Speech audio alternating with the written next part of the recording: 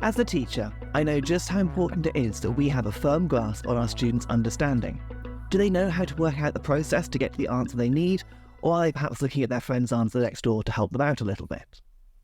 Using my Skriva Stylus, I'm going to show you today how we can get that proof of understanding from our students in a really simple way.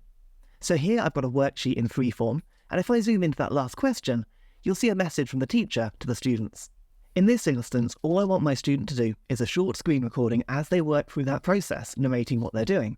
So we're going to make sure that our Skriva Stylus is ready to go by tapping it on the screen and then choosing what size brush and pen colour we like. I'll go for green for this example. And then I'm going to pull down into Control Center on the top right corner to find the screen recording button. I want to make sure the microphone is enabled, so I'll tap and hold that button to turn the microphone on, and then I'm simply going to tap it once more to start my screen recording. Now at this point the student can start working out that question, and as they start talking out loud and narrating it, using their stylus to show what they're doing, the iPad's going to record both the pen movements and the voice as well. First of all, using Pythagorean theorem.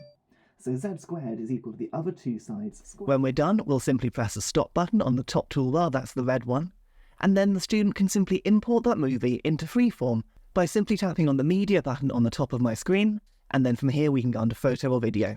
That screen recording will be in the photo library straight away, and with one tap we can add it into our freeform document. From here the teacher can then watch that recording back and listen to the narration as it happens, and you can even tap on it in the eyeball here to view it full screen and then scrub through to find particular parts in the recording. And that's just another way that your iPad with a good stylus can become an invaluable teaching tool.